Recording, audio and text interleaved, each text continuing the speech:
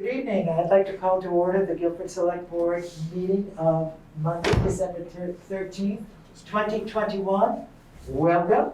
I'd like to recognize the public. I see Sheila Morse is there, and I know that Sarah Coffey is there too. Somewhere, good evening to you all.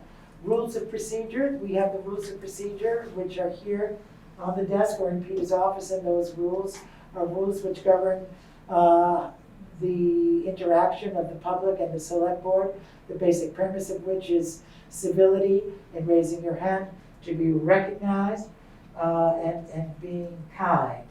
The next order, are there any changes to the agenda order this evening? No, I do not have any. Very good. The approval of the minutes. Do I have a motion to approve the minutes of last meeting? Miranda. I so move. So, thank you. Do I have a second?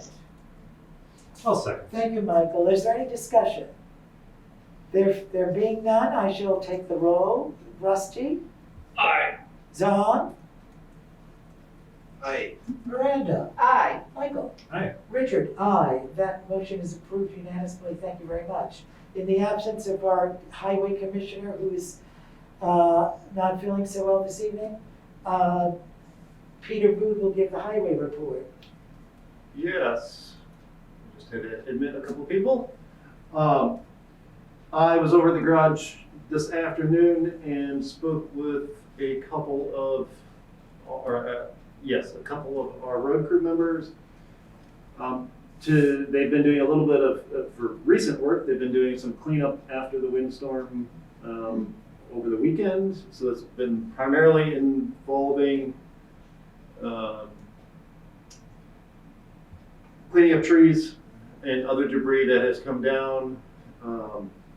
Other work they've been doing is plowing snow, sanding, salting, hauling sand to the garage, replacing some culverts since the snow has melted, and doing a little bit of spot grading in spots that softened up. And that's generally what they've been doing. Very good. Are there any questions that Peter might answer in the absence of Dan about the highway crew and its work?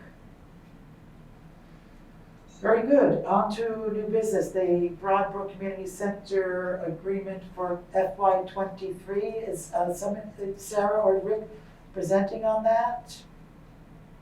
Yes, I may I speak, Richard? Yes, please. Yeah, okay, great. So I'm here tonight wearing my hat as a board member of the Brattleboro Community Center Board. I'm joined here tonight by Rick Seymour, who's the president. And as we've been really appreciative to have an ongoing partnership with the town of Guilford over the last several years, especially as we've been preparing for construction. And as I think all of you know, the building is currently closed and under construction with, we're anticipating reopening the building if all goes well in September of 2022. And it's usually at this time of year that we come to the select board to renew our partnership agreement with the town.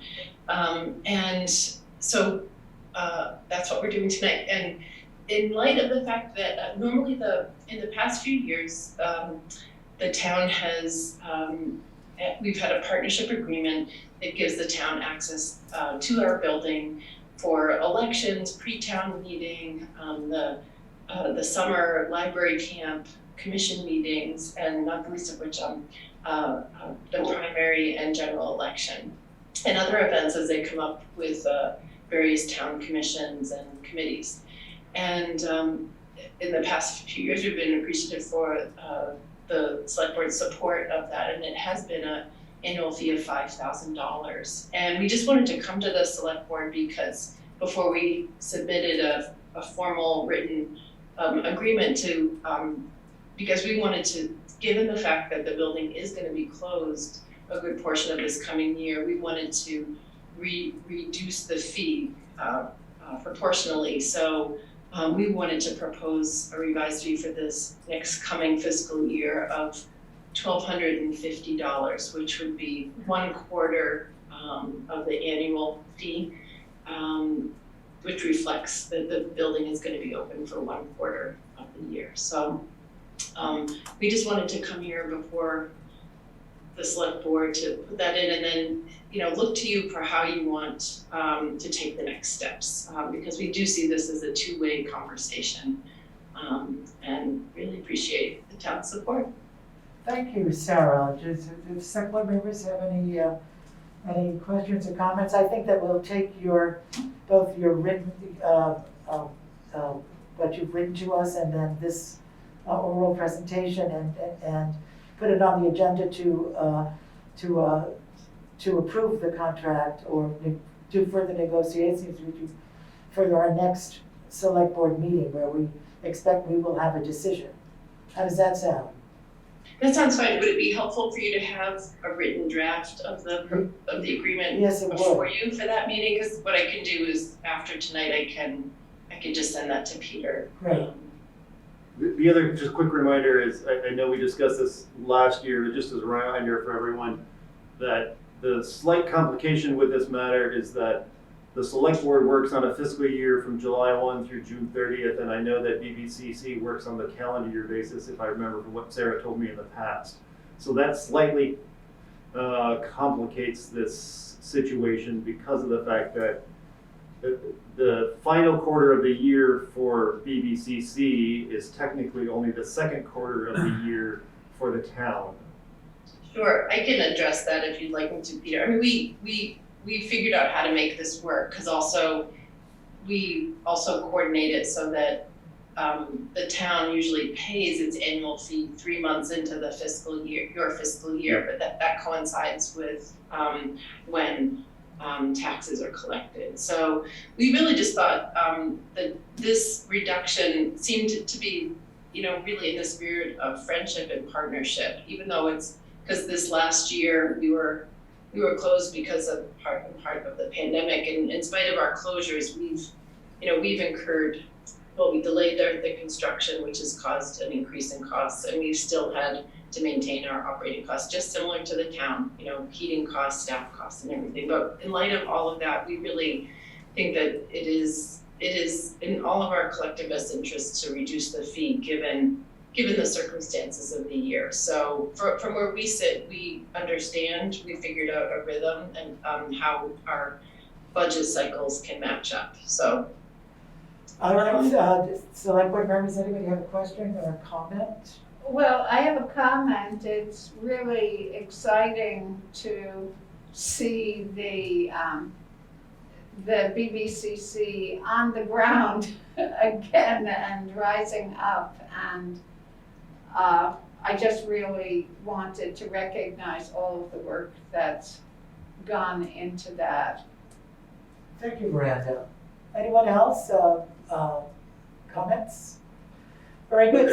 This is Rick. I would just say, wait until you see the inside. I mean, we're creating a fabulous building, and the partnership is going to be terrific for the town and for the BBCC. And we're very grateful for your support. Thank you for that exclamation point, Rick. So so Peter has in our minutes that we will expect a draft contract from you, and we will hope to make a motion on that at our next meeting, which is in 2 weeks. And we thank you for being here, and thank you for all the work that you've done. And I'm very excited about the BBCC coming into reality. So thank you. Thank you. Okay. It takes a village, so Yes, thank it you all. does. Okay, the New Year's 3 contract with accountants, that's in your court, Peter. Yes, so our contract with our accountants who do our annual fiscal audit every year ended after the most recent audit, and at the select board's request, I inquired about renewing a contract with them and whether or not they would be interested in doing so, since we have a long history together and they provide an excellent service to us. For the past 3 years, our contract has been $17,500 for the entirety of the audit. That being said, the auditors have actually not billed us for the entirety of the work that they have done during those 3 years. In particular, last year was very notable in that they actually far exceeded their expenses that were actually billed to the town, and they did not charge us even though they legitimately could have. So the town has expressed our appreciation and gratitude to them. As I shared with the select board prior to this meeting, the proposed contract for the next 3 years would be a flat fee of $15,000 for each year is what the proposed. Which is a reduction. Which is a reduction of $2,500 from the past 3 years. Per year, that is, so a total of a reduction of $7,500 over the 3-year period. Thank you, Peter. Are there any Question? questions or comments? And the reason for the reduction, is it anything more than goodwill? They did not state a reason. Wow. They just said it's going to be a flat fee. So They're generally, going to a flat fee, that's one difference. Right? yes, that's the primary difference, is that it's going to be a billed flat fee. So the past 10 plus years, they have generally billed us 3 times a year when they do the 3 periods of work that they do with us. This proposal will be, they're just going to send us a bill for $15,000 and it's all said and done. Any other comments or questions from the select board, public? Do I have a motion then to accept the contract from the accountants? So moved. Michael moves, Miranda seconds. Is there any discussion? Zahn, did you have your hand up? No. No. Okay, therefore I will take the roll. Rusty? Aye. Zahn? Aye. Miranda? Aye. Michael? Did someone second? Yes. You did. I did. Oh, You did? Okay, just. No. no, Veranda did, I'm sorry. Okay. Michael. Aye. Richard? Aye. That motion carries. Thank you, Peter. Thank you, everyone. And now also the public records policy. Yes, so recently the town received a verbal request for a large volume of public records, which is everyone's right. Both federally and Vermont has a law, the public records law, stating that the public has a right to know the information that goes on with the town. And at the advice of both the Vermont League of Cities and Towns as well as the town's attorney, we were highly recommended to for the select board to consider the approval of a public records policy that outlines what steps to do for the public and how to access records, and specifically examines state statute that gives those rights to the public and how the town will respond to those requests, in short. I've shared a draft policy with select board members for your consideration. This draft policy is based off of the VLCT recommended policy with some minor changes to reflect Guilford. All right, I think that's a good idea myself, but do I have a motion to accept that policy, which we've all read, which was in the folder? And it would be a new policy for Guilford to have it in writing. So, and just one thing of note for the public is that this is a policy, this is not an ordinance. And so a policy can be adopted by the select board without input from the public. Thank you, Peter. And it governs the select board, it doesn't govern the public. Right. And can I, well, okay, so discussion of it would happen after we have. It's up to the chair. You can decide. After the motion, okay. right? Do I have a motion to accept the policy? Veranda motions. Do I have a second? Rusty seconds. Is there any discussion? Oh, well, just that this policy will be part of, it will be prominently displayed on the town website so that, I mean, if it's a new policy, I think we need to let people see it and understand I it. agree. And Peter, that will be that would be one of the action steps coming from this meeting. Yep, there's a whole process that I will go through once the select board approves it, which will be to post it in a prominent location, as well as to put an ad in the newspaper, just notifying the public that it was adopted. And I believe you have someone with a hand up. Okay, do I have a hand? Yes, Sheila?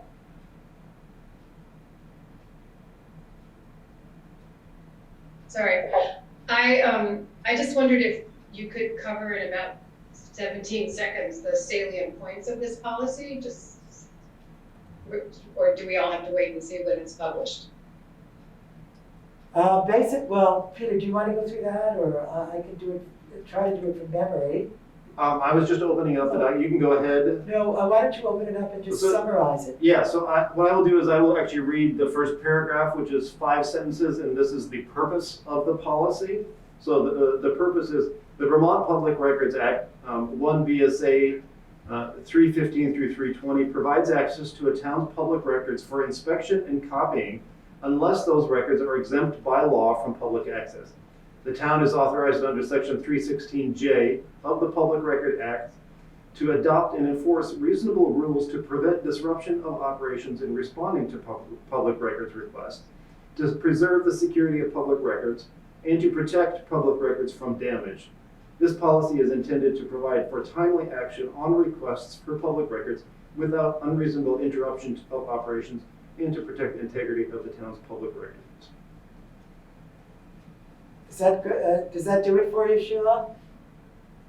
Well, I guess I'll ask the mechanics of how this works. If someone says, I want a record, a printout of every single, or emails, I mean, then the response is So, of every single. yeah, so that is stipulated within the policy as is defined in state statute. And so one of the things in that example is someone would request the copy of all municipal emails, which technically someone could do. It's a little bit unrealistic. But one of the things in state statute stipulates that the town is not required to change the format in which those public records are retained. For example, the town is not obligated to change something from digital format to paper format or vice versa. That's one of the things that this policy it does cover amongst others. It also stipulates that there's, due to a large request like that, the town has an extended period of time to respond to that request. That's all Vicky asked about. And the town can also charge for the expenses related to that request. Any other, are there other questions? When I read the policy, I thought that it was quite balanced in regard to the town's responsibility and the public's access to public records. It was certainly in no way punitive or obstructive in regard to anyone asking for information. It just establishes a system of how to ask and what can be asked for. So one final point I would add is there are 3 sections in the policy that the select board needs to make a decision on as far as who is the right, for example, the first one is if a public party were to appeal a decision about access to a public record, who do they appeal to? Do they appeal to the select board? Do they appeal to the town administrator? Do they appeal to the town clerk? To whom do they appeal? And then further down in the document, it's if a public record, for example, access is denied because it's protected by state law, who sends out the letter? Who's responsible for sending out the letter of denial? Is that the select board that sends it out? Is it the town administrator or the town clerk that sends that letter out, or whoever you deem? So you need to make several decisions on that matter. All in the same motion in this? It would be ideal if you did, but it's not required. Oh, well, we could make the motion, could we? You have to amend your motion. We have to amend that motion to include the person or body responsible for each of those 3 actions. And that could be in the motion. Yes, absolutely. How does that sound to the select board? Do you want to do it that way? So are we making And these do you want to have decisions some now? comments about what you think, what do you think that it should be I would imagine it's either the select board's responsibility or the town administrator's responsibility? Yes, Well, Miranda? what it says here is insert town manager, town administrator, or select board chair. As So- applicable. Yes, well, it's, since we have no town manager, it would either be town administrator or select board chair. Do I understand that correctly? Yes. So it isn't the body of the select board, it's the select board chair? Well, you can determine what it is. Those are just examples. Oh, No, that's what I was pointing out what Oh, the okay. choices were, Alright. not. Well, they're not the only two choices. It could Oh, I be to the see. select board as a whole body, or if the select board so chooses, it can be to the chair, or it could be to the vice chair, or it could be to the town administrator. You just make a decision. These are just several examples that were listed. It's not the only option. Anyone have any suggestions? Yes, Alan? I have a question. Is it, in each case, can it be a different person, or does it need to be the same, It can be person different in for all each cases? option. It can be whomever you choose. It does not have to be the same person for each decision. Would you go over those again, please, Peter? You also could delay the decision to the next select board meeting, so you could each read it and again to understand the decision better, so it doesn't feel rushed. Uh-huh. There's no urgency to Well, approve it there's a tonight. motion on the floor, though. That whoever made that motion could also withdraw their motion. I'm not saying you have to. I'm just saying it's just an option. Okay. Do you think that we could do this tonight? I don't see why we need to belabor it myself. But can you just read off the? Yeah. So in the beginning of the document, under The three responsibilities. Yep, under it, so this is the category inspection of public records, part 2. The town will also inform the requester of their right, I'll read the whole statement. If the town withholds a record as exempt from public access, the town will promptly certify this fact in writing to the requester. The town will identify the record or portion of record withheld, the statutory basis for withholding the record, a brief statement of reasons and supporting facts for denial, and provide the names and titles or positions of each person responsible for denial of that request. The town will also inform the requester of their rights to appeal this determination to the blank. Okay, so that's one, right? That's correct. That's the first one. So that could read then, the town administrator and in the first case, and the appeal to the select board in the second case. Those two entities do not have to be the same, is that correct? In other words, we could say that you would withhold information because, and point to the statute that you're using. Yep. But if there were an appeal, then the appeal could go to the select board. Absolutely. Okay. Okay, and what's the second one? So this is towards the end of the document. This is the category called denial of public record request. This is just more broad sweeping. The previous one was more specific. It says, if the town denies a public record request in whole or in part, this denial may be appealed to the blank. In accordance with 1 BSA 318 Part C subsection 1, the blank will make a written determination on the appeal within 5 business days after receipt of the appeal. A final decision of the blank individual may be reviewable by the Vermont Superior Court pursuant to 1 BSA section 319. And the third? Well, there were 3 right in that section Oh, right there, I see. so that's the final. I have a question. Who was approached most about public records? I'm thinking about Penny, the town clerk. The town clerk is by far and away the person that receives the highest number of requests, because So I'm wondering anyone if it's coming to appropriate do at least get her to do any thoughts. form of research is technically requesting to access public records. But there are more of the records that are just in the vault. There are communications and other things, that also constitute public records per statute. More cases than not, the appeal ends up falling on the select board. Yes, that's because what I you are was the governing thinking. body. So it would be, I mean, in your view, Peter, is it more appropriate to have the town administrator or the town clerk and do the first action, basing, a refusal on statute, and then the appeal coming to the select board? Who would be, in your view, the individual, or the position, I should say, which would do the first refusal based on statute? I think that would be either the town clerk or town administrator. Well, I'm asking you, what, in your view, which one do you think is more appropriate? I think my professional opinion, it would be the town administrator. Okay, And then because, for example, if it's for a public record that is outside of the vault of public records, the town clerk would defer to me anyways. right.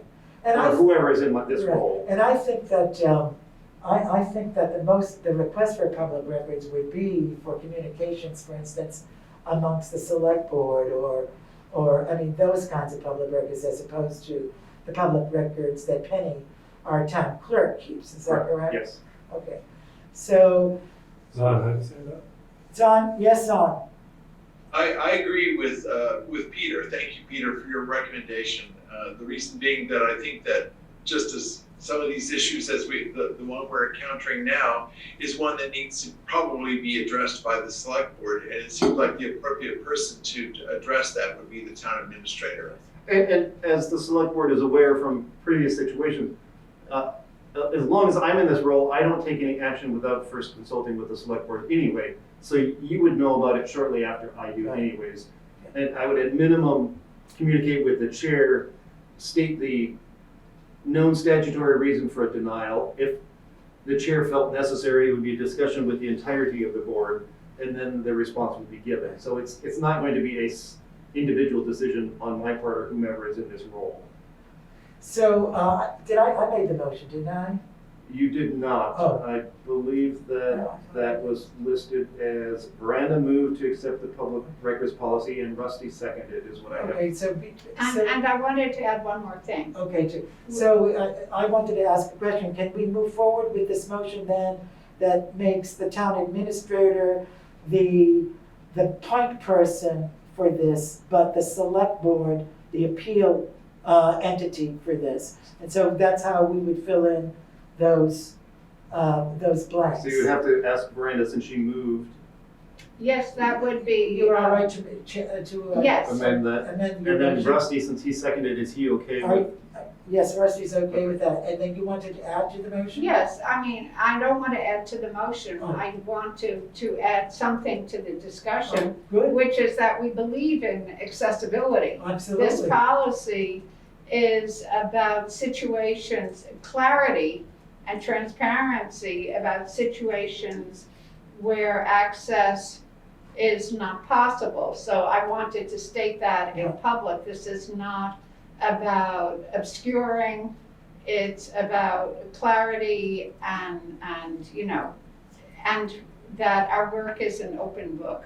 Right. Thank you, Miranda, because I second that in the sense that when I read the policy, I was very pleased to see that it was very balanced and it wasn't trying to obscure or hide public information. It was just making it easier to get public information, who to go to, and so forth. So. Right. Excuse me, I just wanted, can I add one Yes, more thing? please. And so I just wanted to say this because we have a large number of the public here, which I'm really happy about. And the policy will be posted on the town website. Very good. So do you have the amended motion? I do. So Okay. it's been seconded, you just need to take a vote. Okay. Rusty? Aye. Zon?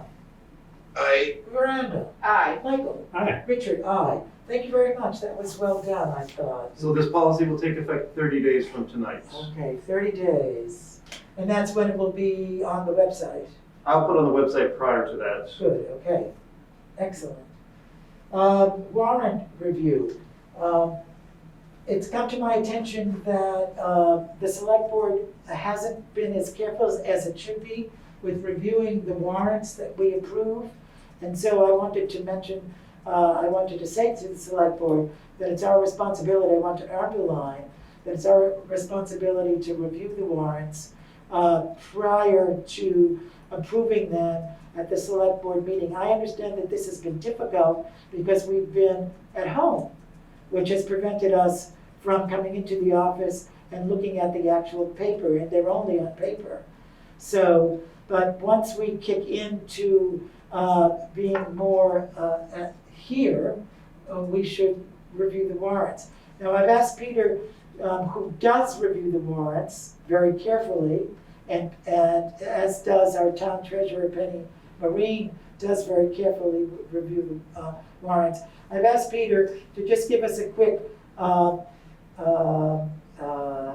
explanation of what it is that we're looking for when we review the warrants. Yep, so the town has a written procedure, it's not a policy, it's a procedure, for review of the warrants, and this procedure is a multi-step process that is actually reviewed by 4 different, including the select board as a collective group, by 4 different individuals. And so in brief, what that procedure states is that initially the town administrator and the highway commissioner both process their respective invoices, obviously for each department within the town. So once those invoices are coded within our accounting system, the invoices are given over to the assistant treasurer, who then goes into our accounting system and enters in the invoice, looking at them for the vendor, the amount of the invoice, and the account number that it needs to be coded under. Once that step is completed, the entire warrant is then returned to the town administrator, and it's a responsibility of the town administrator to review the entire warrant and making sure that the vendor is correct, the amount charged to the town is correct, and the account number and account description are all correct. Once the town administrator has verified that, if there are any issues with it, the warrant is returned to the assistant treasurer for correction. It's then returned back to the town administrator for a second review. If everything is fine, then at a publicly warned select board meeting, it is then the responsibility of the select board to do the final authorizing review of all of the set items I just shared, and then to consider a motion to approve the warrants. Thank you, Peter.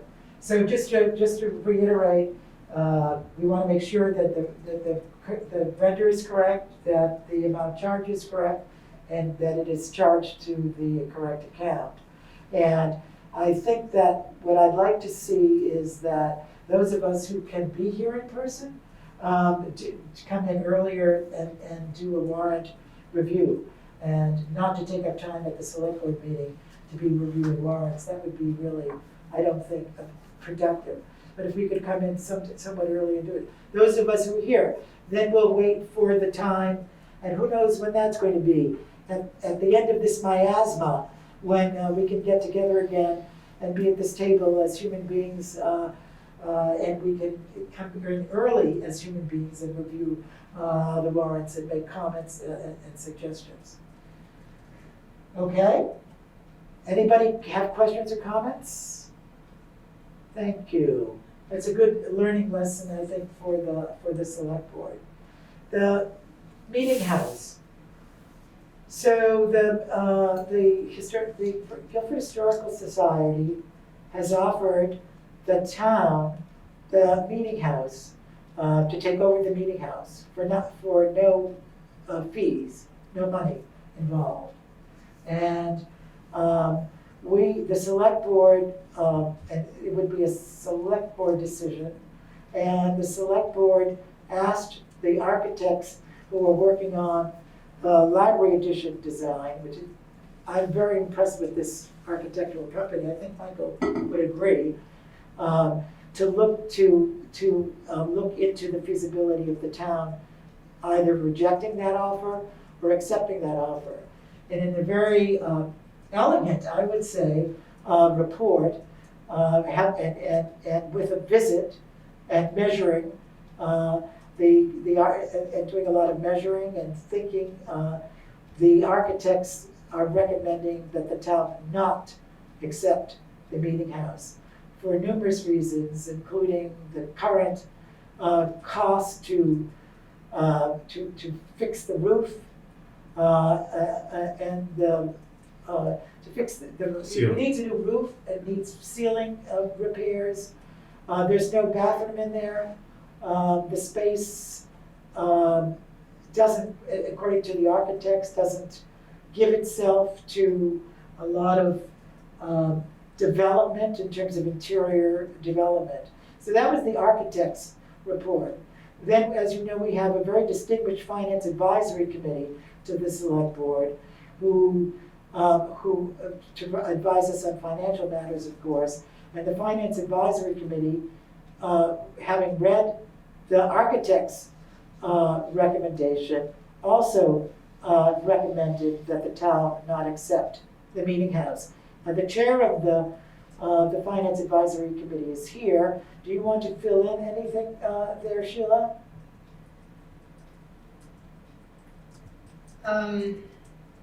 So you pretty much, we completely agreed with the architect's recommendations, and felt that the cost of accepting that proposal, that gift, and then maintaining it, provided primarily historic and sentimental value, but not felt value to the town going forward, and that any resources the town, any financial resources the town might put into that sort of property could be better spent elsewhere in the town. So that's basically, it was a long discussion, but that is basically the summary. Thank you, Sheila. Are there any other comments from the select board or the public on this matter?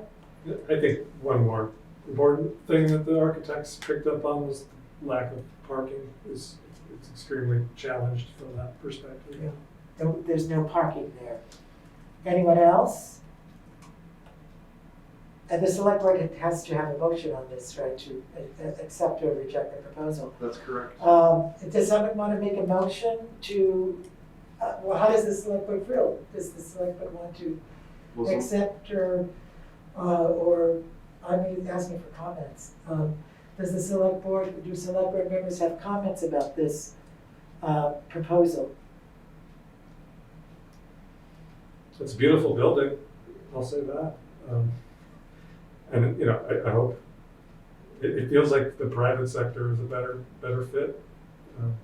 I totally agree with you, Michael. I think it's beautiful. I'm very sad that at this time the town cannot take on that expense, not to mention the maintenance and the future expenses. But it does sadden me, and I hope that the town can come together with a leader who can lead a fundraising campaign to raise the costs for the current work that needs to be done and its sustainability, because it will be something to sustain. Miranda, do you want to say something? Oh, I just adding to that, I know how strongly our, the neighbors of that building, and also many of us who have been part of mounting events in that building, that it really is difficult to turn away the offer. And it is my hope, along with, I believe, the rest of the select board, that people will come forward with a new perfect use for that building, and that we as private citizens can be part of supporting that. Anyone else? Okay, do I have a motion?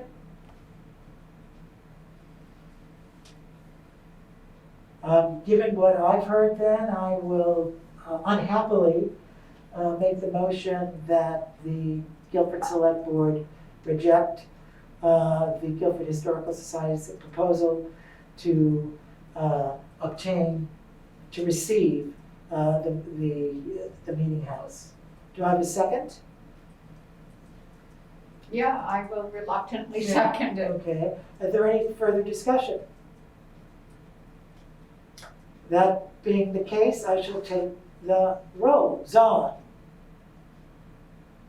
Reluctantly, aye. Rusty, Aye. Miranda, Aye. Michael? Aye. Richard? Aye.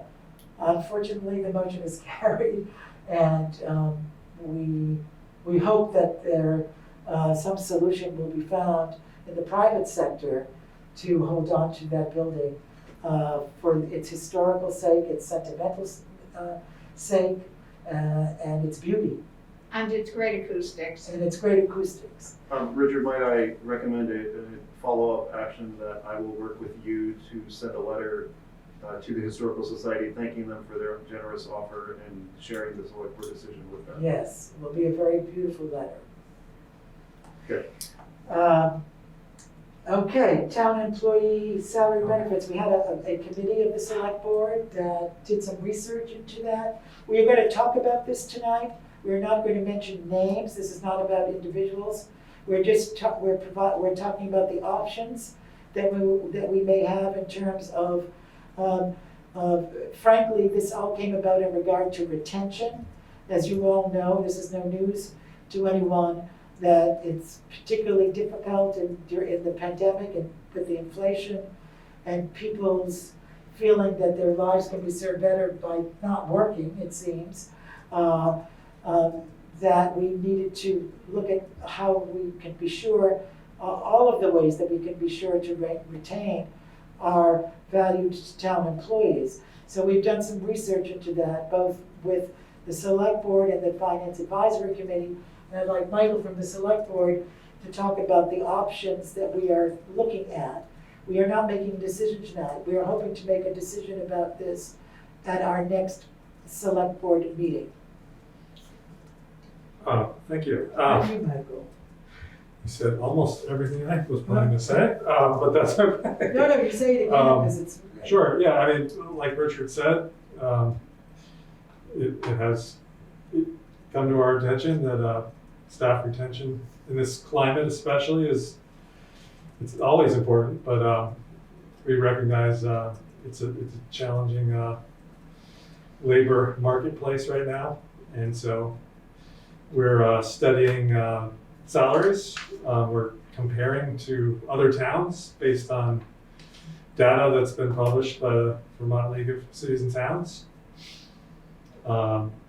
We are also looking into, and this is what we often do, but the consumer price index is an important factor that we sort of use to scale our salaries as we budget over the years. And we're looking at the possibility of one-time bonuses as well.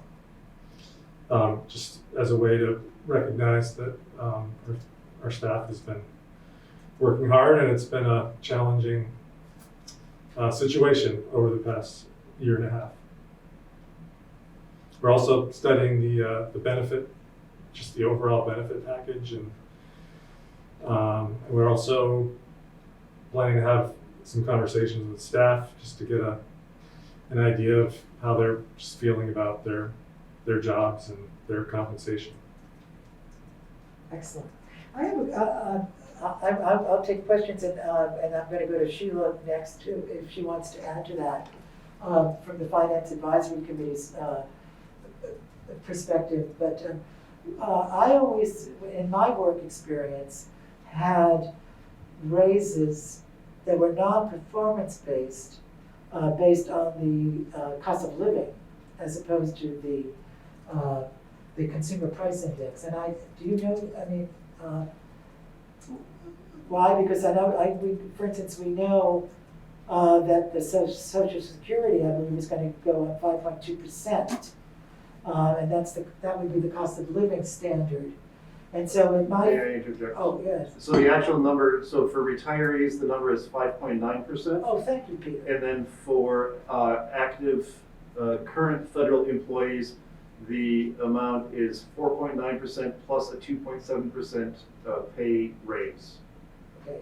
I verified that on the federal website today. Thank you. So in my work experience, that 5.9 in my workplace would have been one of the standards that we would have used for an across-the-board raise, which is not based on performance. It's based on the cost of living. And so I'm just wondering, do you know, Michael, why it's the CPI as opposed to the COLA in this instance?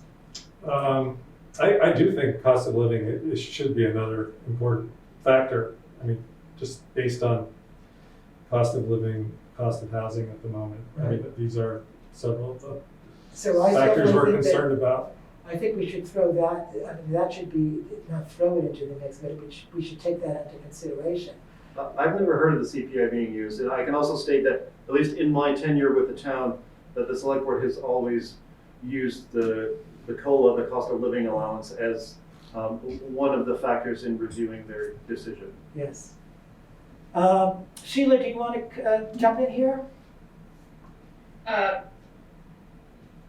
So I have two things. One is either the CPI or the cost of living is a good thing. Often we've used the cost of living in the past years of whatever my 9 or 10 years was involved, because we haven't had rampant inflation. This year is a lot of inflation.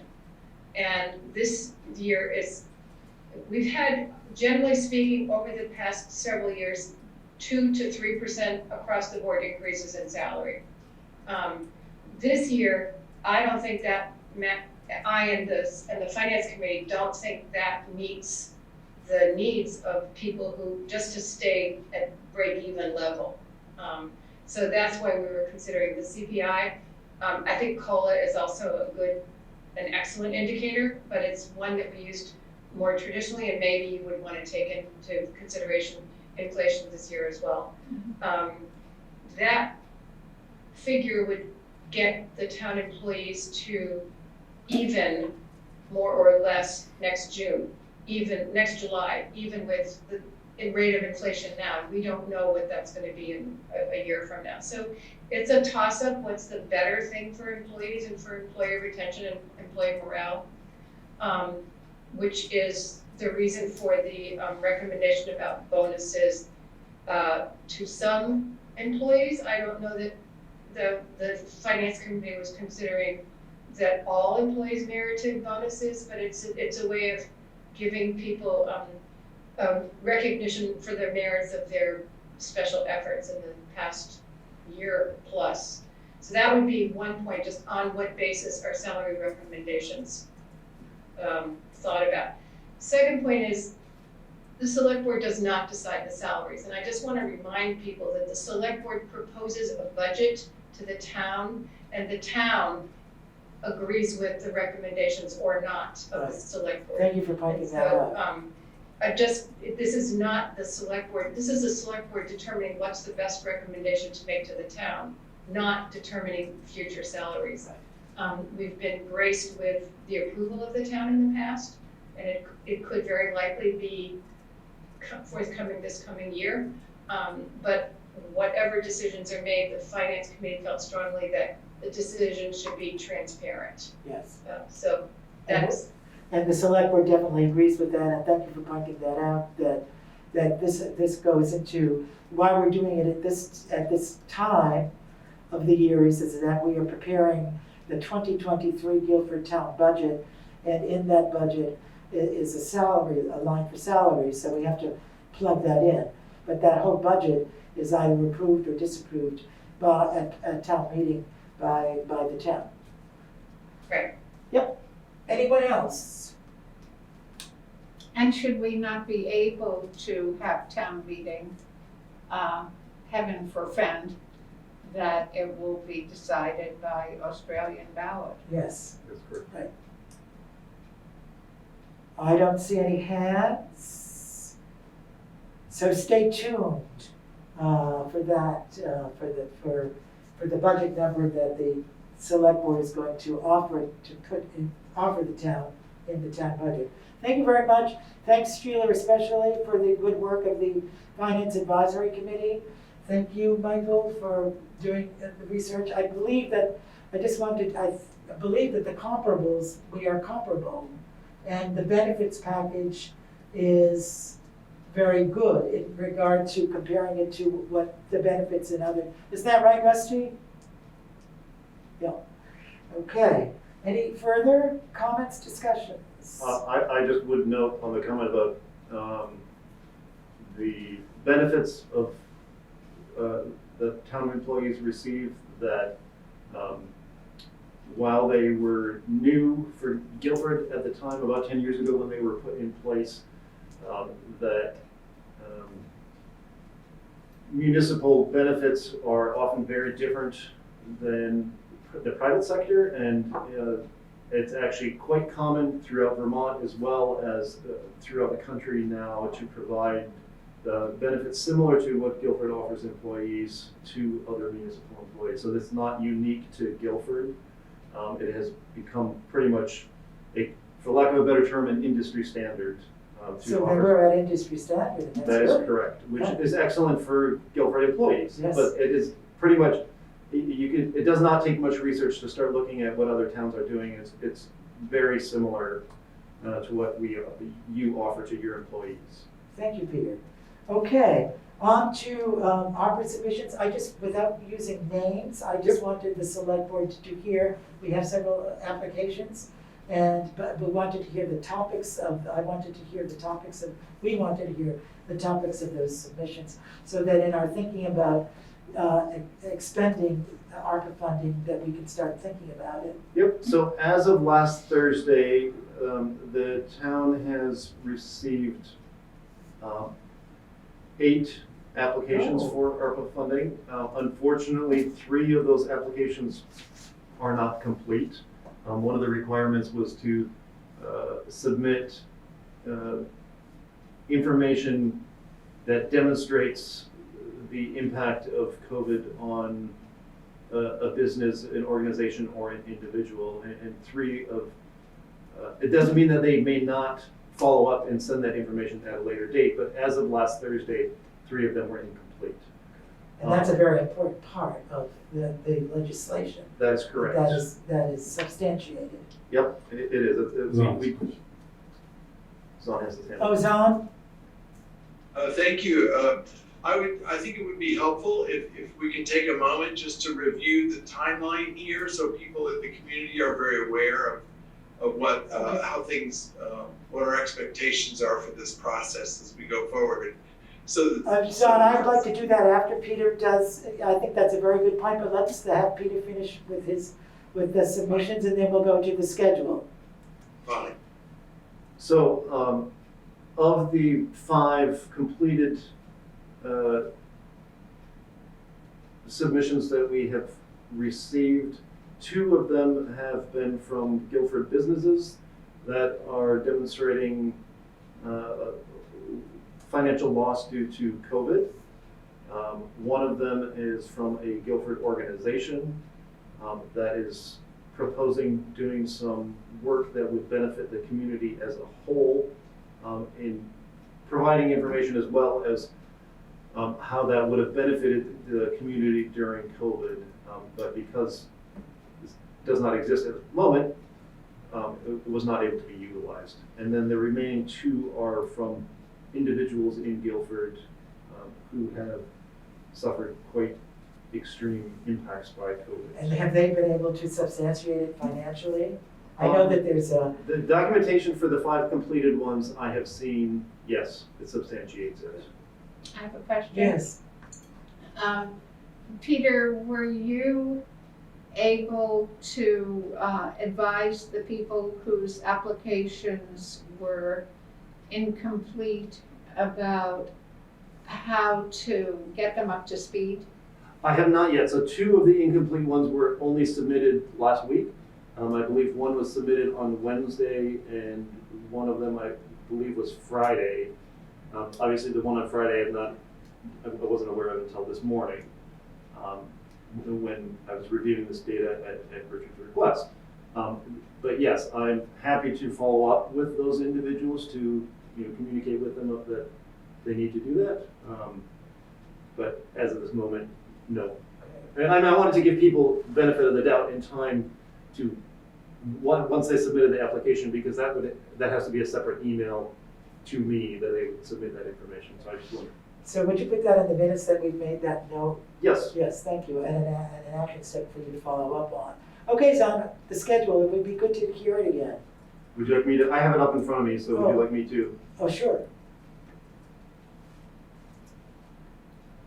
All right, so the schedule that the select board previously approved was, so obviously in October 6th, we had a public information meeting. The 12th of October, the application process was open to the public, to businesses, nonprofits, and individuals.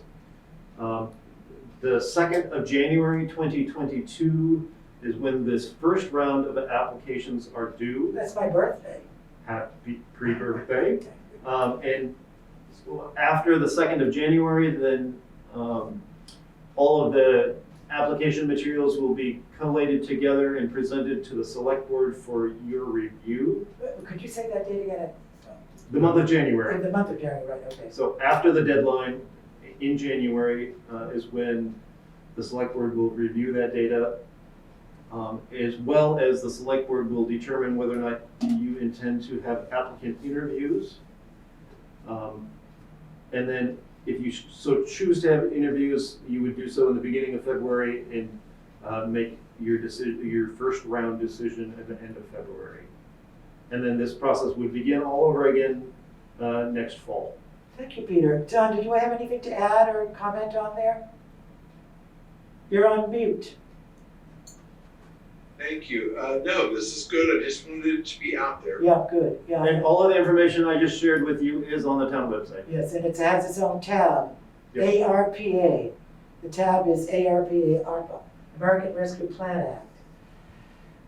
Any questions or comments about ARPA submissions?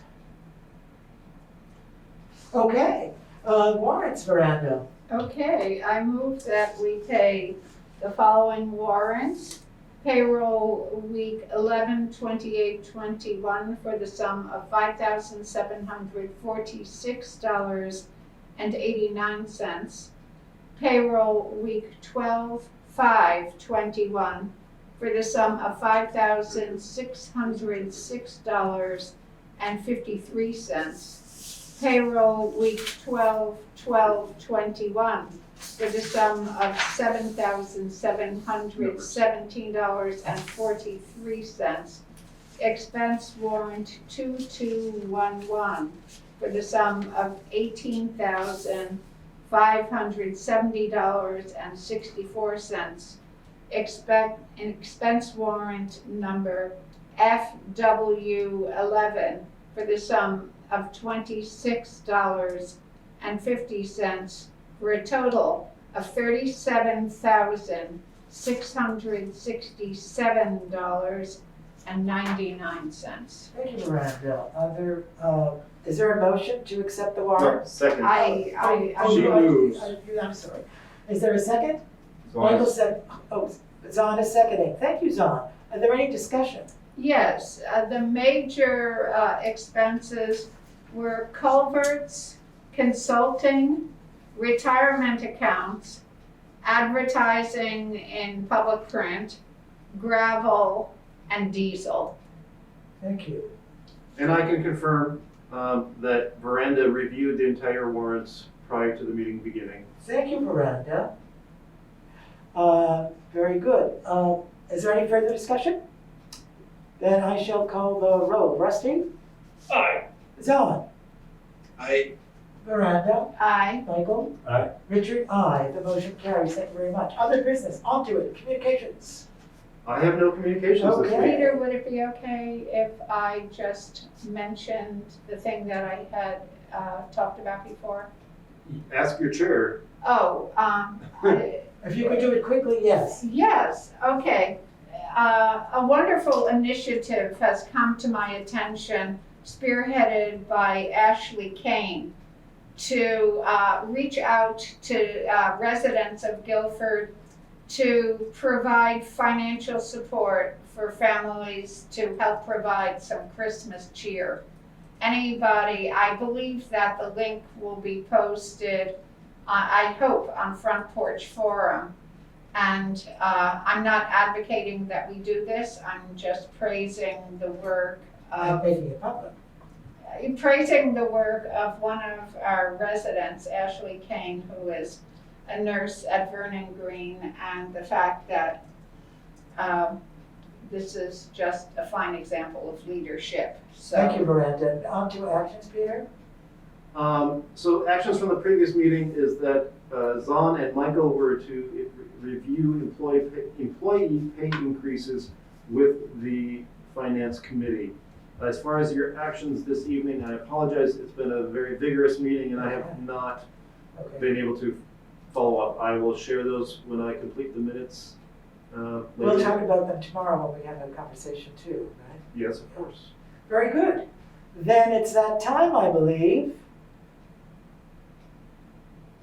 Zahn, what's on your mind? You're muted, Zahn. You're muted, Zahn. Thank you, thank you. I would like to make a motion that we adjourn. Do I have a second? Second. Michael seconds. Is there any discussion? Thank you very much. It's been a wonderful meeting. Thank you, I agree. There being no further discussion, I shall take the roll. Zahn, Aye. Miranda, I Michael, Hi. Richard, Don't aye. forget Rusty. Don't forget And Rusty. Rusty, Rusty. Oh my God, all the way in Florida, I forgot you. Don't forget me. No, you're important. And you said aye, didn't you? Yes, I did. Okay, well, with that aye, our meeting is adjourned. Thank you very much. See you next time.